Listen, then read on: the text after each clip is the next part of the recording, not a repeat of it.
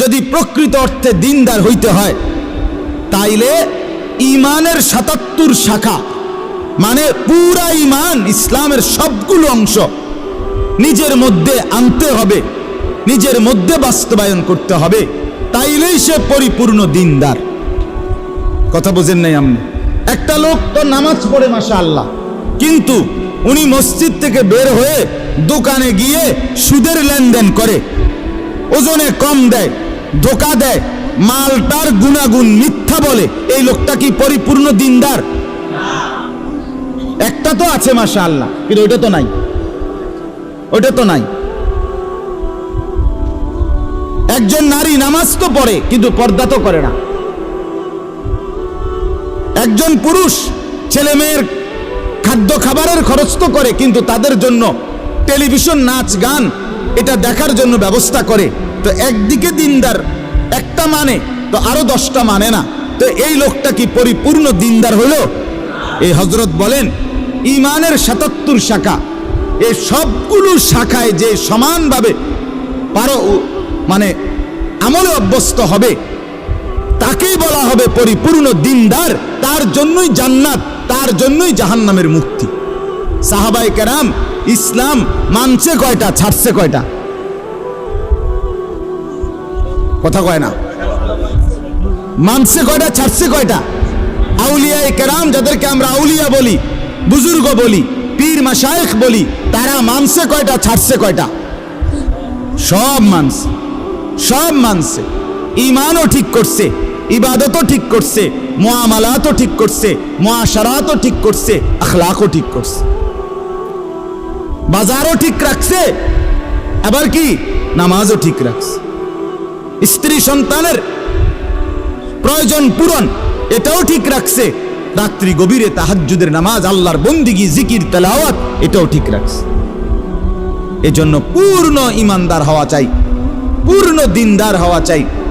আমি বাপ কত সময় আপনারা আমার মুখে শুনছেন এই কথাটা, আমি প্রায় বলি যে ও আল্লাহর বান্দারা, বাবা, চাচা, মুরব্বীরা অনেকেই বলে এখন আর বয়স শেষ, ৬০-৭০ বছর হয়ে গেছে, ছেলে ফেলে যায়, মোটামুটি লাইন ফাইন করছি, অন আল্লাহ আল্লাহ করে কোন রকম মরে গেলে হয়েছে, মরলেই হয়েছে, কবরে যাওয়ানোর বাকি আর না। আমি সব সময় বলি যে বাপ, কোন রকম কবরে যাইয়েন না, কোন রকম প্রয়োজনে চেষ্টা করেন আর কিছুদিন বেঁচে থাকতে। সান যে দুনিয়া থাকতে পারেননি, প্রয়োজনে জিফুত্রে বলেন যে টাঙ্গাইয়া তুই তো কোনানে আমনে রে, যাতে আপনি না মরেন। কারণ কোন রকমে মরলে বিপদ আছে, কোন রকম বাঁচলে তারপরেও যাই পারেন আপেল মালটা আরো কিছু খাইতেন পারবেন, কিন্তু কোন রকম মরলে ফেরেশতার ফিরায় কবরে আপনি থাকতে পারতেন না। ঠিক কিনা বলেন না কেন? আল্লাহ কি আপনারে আমারে কোন রকম কবরে যাইতে কইছে? তো আপনি দি কোন রকম যাওয়ানোর লাইন ধরছেন। ওয়ালা তামুতুন্না ইল্লা ওয়া আনতুম মুসলিমুন, এর মানে কি পূর্ণ মুসলমান না হয়ে মৃত্যুবরণ করো না। তা আপনি দি কোন রকম? রব্বুল আলামিন বলেন ইয়া আইয়ুহাল্লাযীনা আমানু দুখুলু ফিস-সিলমি কাফা, হে ঈমানদার মুমিন, পুরাপুরি ইসলামের মধ্যে পরিপূর্ণভাবে প্রবেশ করো।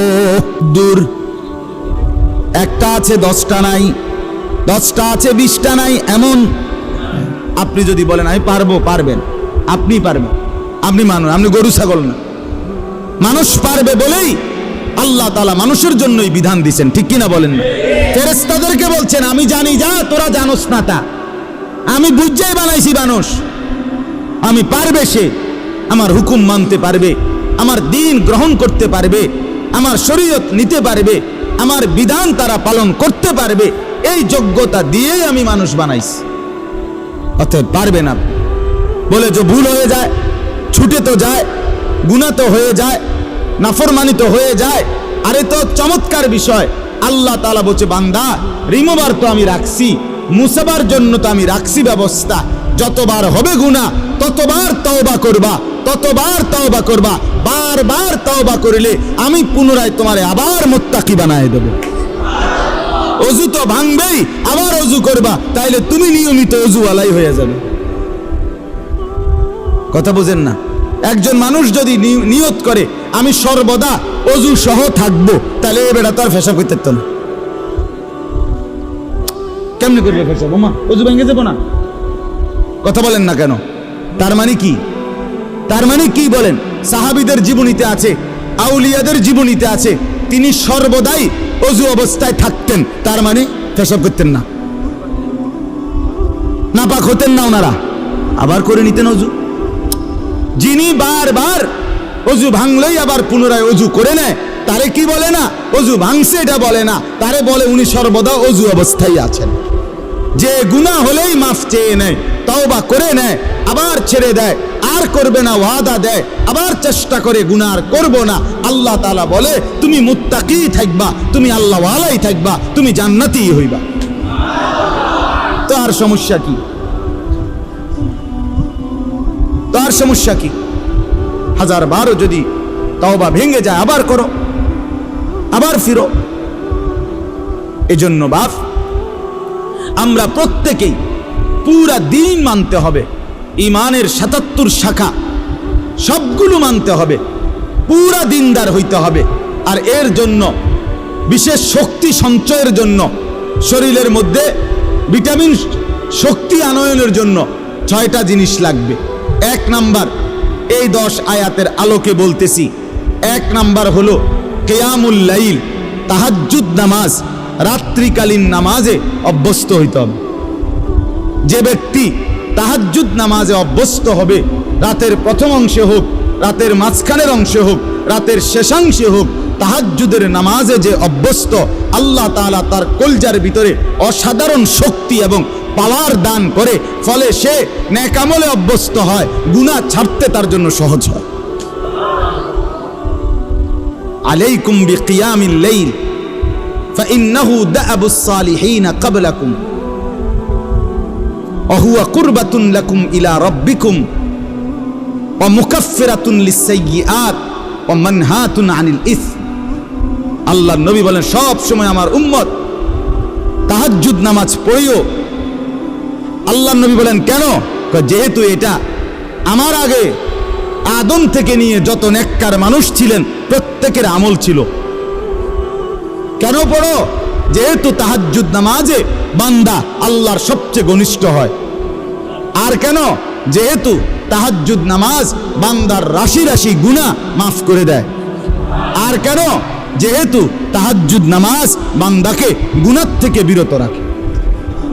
এই 1 নাম্বার আমল কি বলেন? এখন যদি বলেন যে হুজুর নামাজে তো পড়ি না, তো নামাজ পড়েন, 5 ওয়াক্ত নামাজে অভ্যস্ত হন, তার সাথে সাথে তাহাজ্জুদ নামাজ পড়েন। 4 রাকাতই হোক, 8 রাকাতই হোক, 2 রাকাতই হোক, অল্প অল্প করে। যারা আলহামদুলিল্লাহ নামাজি আছেন নিয়মিত, আপনারা প্রত্যেকেই তাহাজ্জুদ নামাজে অভ্যস্ত হন।